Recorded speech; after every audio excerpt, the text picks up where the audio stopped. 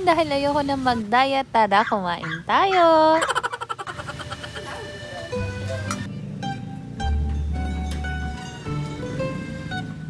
Dito nga pala yan sa Chongco Subdivision, Barangay Tagapo, Santa Rosa, Laguna. Sa may tapat lang din yan ng 7-Eleven at pagkanan nyo guys!